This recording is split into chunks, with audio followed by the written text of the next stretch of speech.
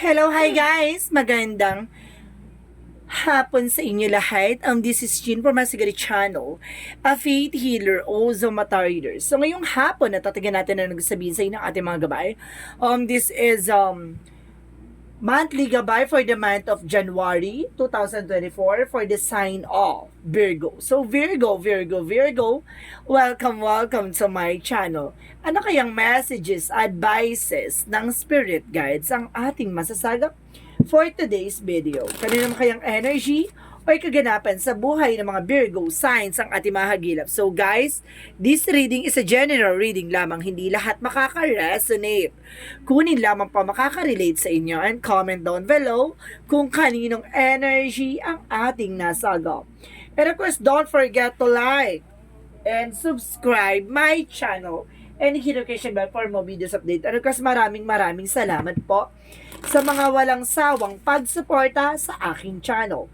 Lalong-lalo na hindi nag-skip ng ads, naway pagpalain po kayo ng Diyos at may kapal, siksik diglig na guumapa ang biyay manabalik sa inyo. And of course, once again, belated Merry Christmas and of course, advance and a Happy New Year to all of you guys out there, no? Sa ibang, kahit saan man sulok ng mundo.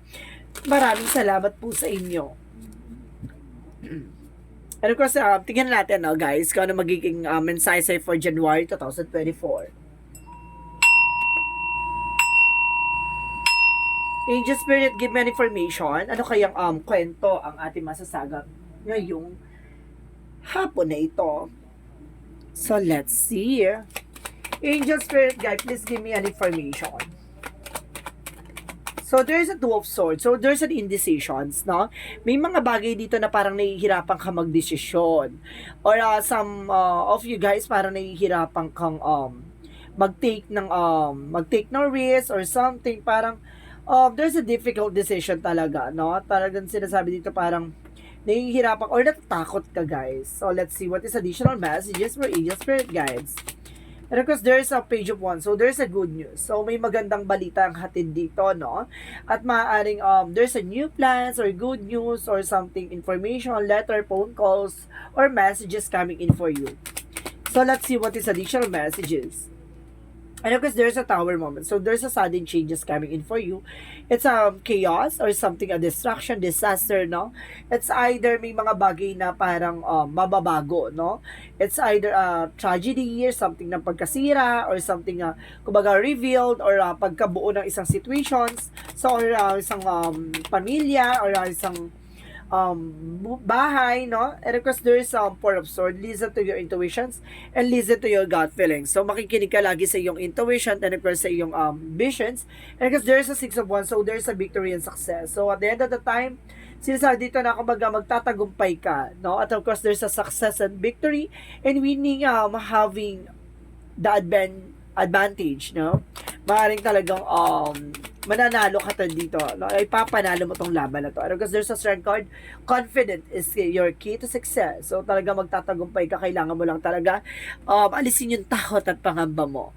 So let's see what is the Two of Swords.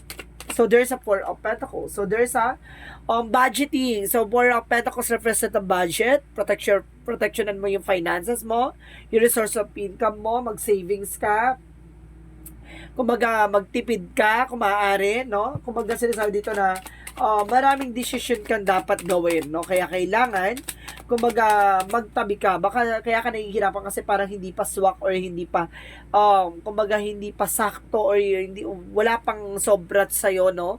Kaya parang nahihirapan ka mag-decide. And of course, there's a Ten of Swords.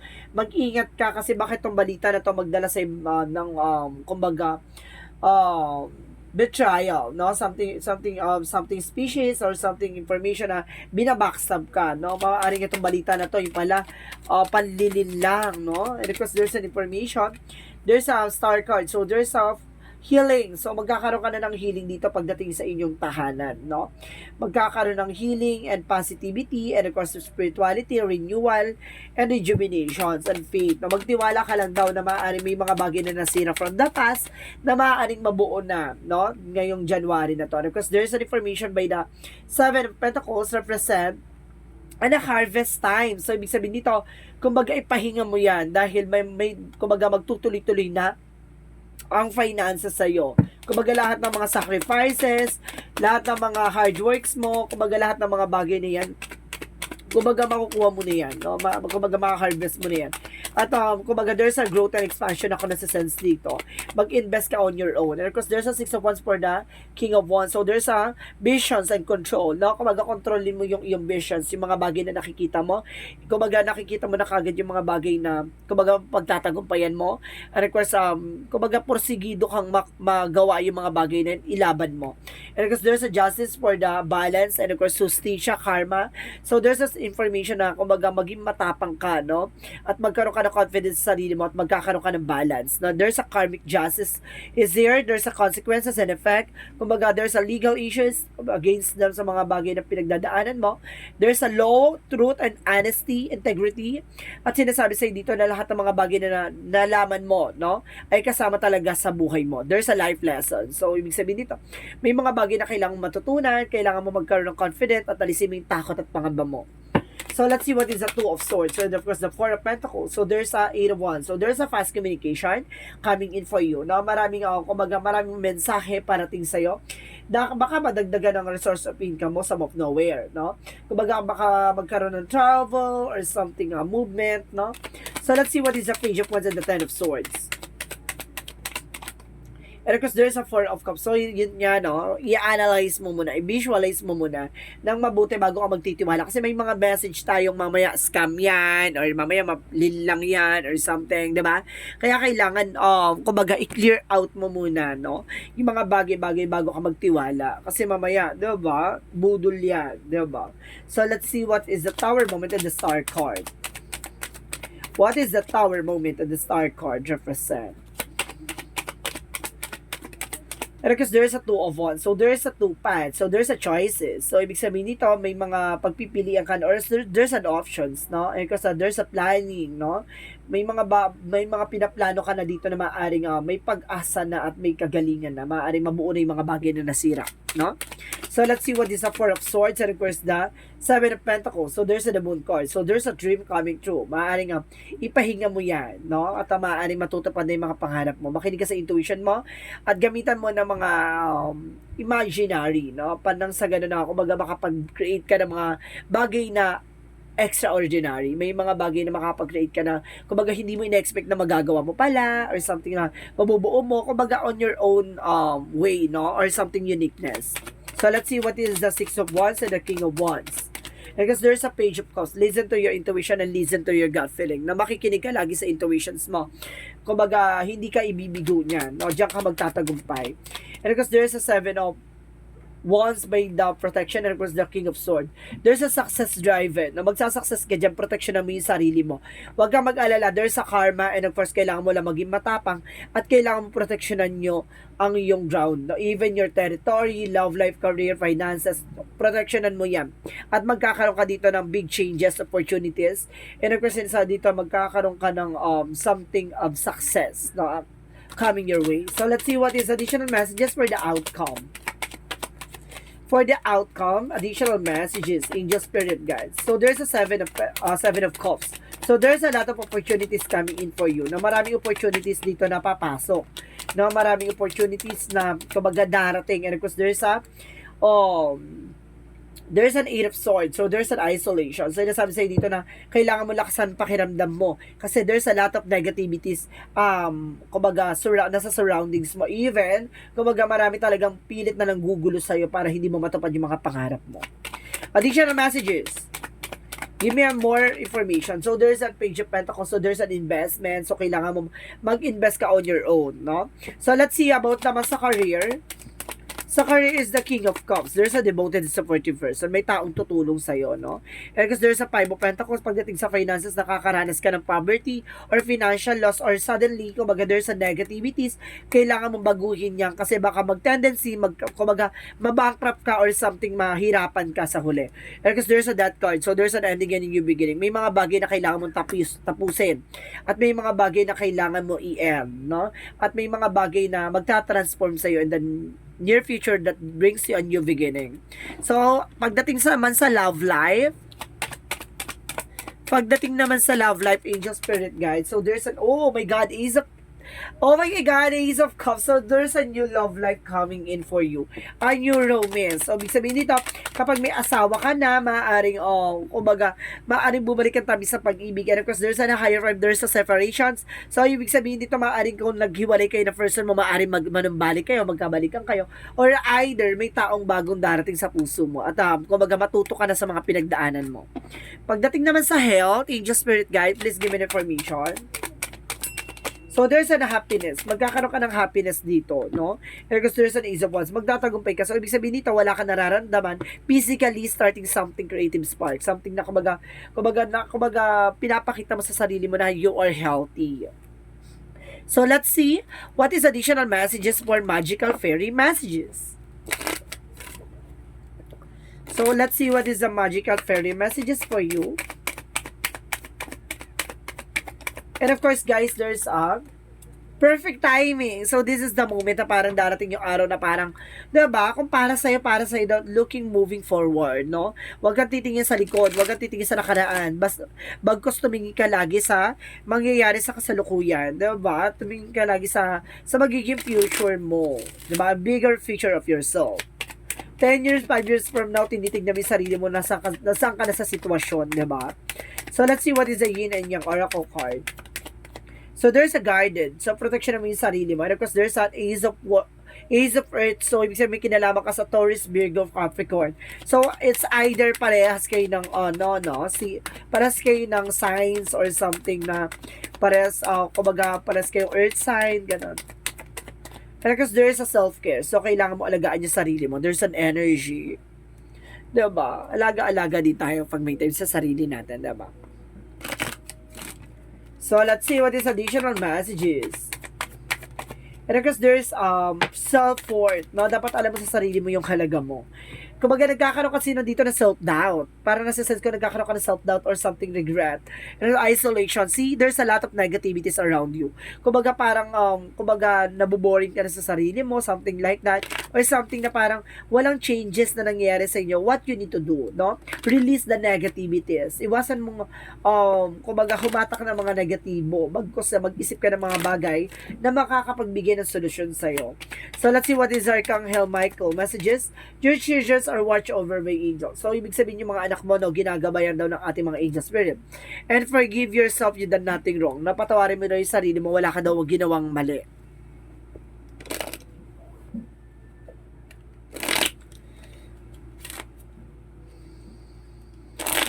So, let's see what is additional messages for Moonology. So, there's your dreams need a practical plan. So, yung pangarap mo, kailangan mo daw ng practical na plano, no? And meditation brings, meditation and contemplate. So, kailangan mo mag-meditate dito. And of course, you are good enough. No? Sapat ka na daw. Diba? Walang kulang sa'yo. Maaaring may mga bagay na hinahanap ka sa sarili mo. Ito yung forgive yourself with nothing. Wala kang ginawang mali. Now, and of course, you are good enough. Sapat ka naman eh. Wala ka namang kumbaga, may mga bagay na hinahanap ka sa sarili mo na hindi mo nakikita yung totoong halaga mo. No? Yung mga bagay na nakakaiba ka sa iba. Diba? And because there's information, give us your cares. May mga bagay na tutulong sa'yo. Tutulungan ka, no? Para may mga bagay na i-let go mo or something para ibigay sa'yo yung mga bagay na kailangan mong gawin or something na i-release mo yung negativities na nagbibigay sa'yo ng blockages. Because there's hydration. So, some of you, kumbaga na-dehydrate or kailangan mo ng water, something, kumbaga kailangan mo rin ng ocean, no? Na makakatulong sa'yo for relaxation. So, let's see what is additional messages. Baka kailangan mo ng unwind, ganon. See, you're on the right path. Nasa tamang direction ka. See, hindi ka naliligaw, nasa tamang direction ka. Nabasa mo to or narinig mo tong reading na to, kumbaga talagang tumugma sa'yo para ipaalala sa'yo na, diba, nasa tamang direction ka, hindi ka naliligaw. There's an animal. So, some of you animal lover, guys, no? So, let's see what is an energy. Let's see what is the energy. So, there's a yin and yang. So, there's a negative and positive energy here. para maging balanse ka daw, di ba? Parang emotional and practicality, and of course, there's a magician in the mirror. See, there's a reflection and of course, manifestation. May mga bagay na kung ano man yung manifest mo, magre-reflect lang din sa iyan. Kaya, ibig sabihin nito, what goes around comes around. May mga bagay na ginagawa ka, talaga mag-feedback or magbabounce back lang sa iyan. Di ba? Mag-ingat sa mga ginagawa. And the word card, there's an information na, kumbaga, there's a trouble. No? May trouble ka dito. So, let's see what is additional messages for Angel Spirit guides. Angel Spirit, please give me information. And kasi sa dito, there's a health. Kumbaga, alagaan mo yung health mo. And because there's a denial, no? I-acknowledge mo daw yung fear. Palitan mo yan ng awareness, no? And of course, there's an information, there's a success coming your way, diba? Magsasuccess ka naman talaga. Parang talaga kinaklarify dito na there's a success. Pero may mga bagay lang na hindi mo nakikita. 'Di ba? Kumbaga, kung ano yung hawak-hawak mo, pahalagahan mo yan, magkaroon ka ng appreciations, no? In the single way. Because there's a creation, may mga bagay na magagawa ka. Or may mga bagay na ginagawa ka on your own na, kumbaga, kailangan mo i-appreciate. And there's a premonitions, may mga bagay na pangitain ka nakikita. So, may mga bagay na or pangyayari na parang nabivisions ka. O parang tumatalas yung instinct mo or something visions or intuitions mo. So, let's see what is additional messages.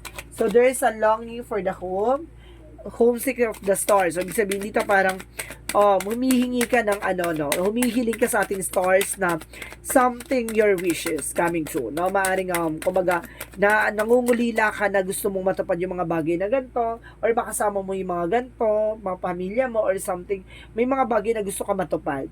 And of course, there's an activation, transmission, and light body, crystal grid. Ibig sabihin dito, nag-activate na, no, yung mga bagay-bagay pagdating sa spiritual mo, at maaaring may mga bagay na parang nakikita ka na possible na mangyayari in the near future. So, let's see what is the romance angels. So, let's see what is the romance angels. Ano gusto sabihin sa'yo ng romance angels? So, there's a forgiving and learning. So, kailangan mo i-release yung negativities at kumbaga, patawarin na nakaraan, diba? Kung mag-i-embrace mo yung kasalukuyan, may mga bagay talaga na hindi hanggang dun na lang, no? May mga bagay na kailangan mo matutunan, may mga bagay na dapat mo malaman that the past is past, never come back. So, let's see what is an angel's answer. Mag-isip kayo guys na magiging kasagutan dito. Ay katanungan dito. Mag-iisip kayo ng ng katanungan sa isip nyo. Bibilang ako ng 3. Kailangan nakapag-isip ka na. Okay? 1, 2, 3. Angel's answer. Give me an answer for your question. If you believe. So, ibig sabihin nito, nasa sayo ko naniniwala ka. No? And of course, let's see. So, sinasabi dito, if you believe, kung naniniwala ka sa mga bagay na parang gusto mong mangyari, no? Kumbaga, nasa sayo yan kung maniniwala ka or ipagkakatiwala mo sa ating Panginoon. And of course, there's listen to your intuition. I told you, kumbaga makinig ka sa intuition mo. There's a prophecy, maaaring pinapakita na sa'yo na or pangitain na sa'yo pero hindi ka nakikinig. And of course, let's see what is additional messages for Angel Spirit guides.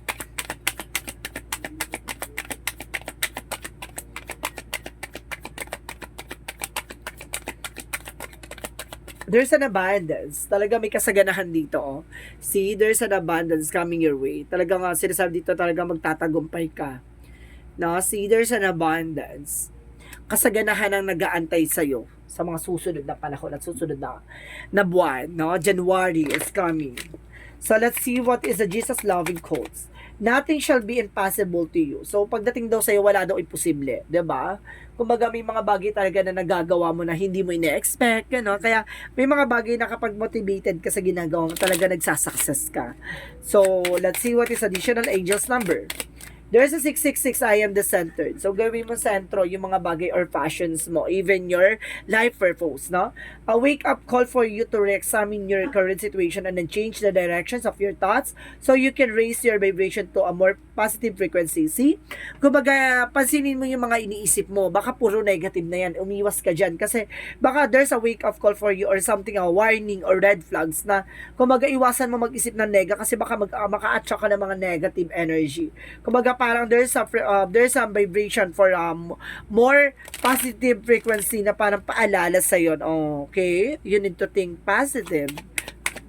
Stop thinking of negativities or something toxicities. And because there's an information by the growing, no? Talaga mukhang pinapalaki ka or something, pinagyayabong ka ng ating angel spirit. Today, I understand that I am here to learn, to discover, and grow. When I nourish myself with my inner light, my inner divinity grows. When I study this message that life brings me, I am improved in the eyes of God. When I strike a balance between the material and spiritual worlds, I am freed of inner conflicts. In this way, I grow my own soul. So, ibig sabihin dito, mukhang talagang sa sarili mo talaga nagkakaroon ka ng growth and expansion, no? Para sa lahat ng mga sacrifices, mga kumbaga, failures mo, yun yung magsisilbing power mo. Diba? Meron na tayo tinatawag na strength is your power. And of course, pain is your strength that brings you a power. Ganon! So, guys, this is a monthly gabay, no? This is a monthly gabay for the month of January 2024 for the sign of Virgo. So Virgo, maraming salamat for your wonderful reading. So once again, this is Chin Rodriguez from my Sagari channel, a faith healer o Mata reader. Maraming salamat po sa mga walang sawang pagsuporta sa aking channel, lalo-lalo na hindi nag-skip ng ads. Naway pagpalain po kayo ng Diyos at may kapal. Siksik digdig na gumapa ang biyayang manubalik sa inyo. And of course, this reading is a general reading lamang, hindi lahat makaka-resonate. Kunin lamang po makaka-resonate sa inyo. And comment down below kung kaninong energy ang ating nasagap. Maraming salamat guys and see you in the next video. Bye-bye and babush!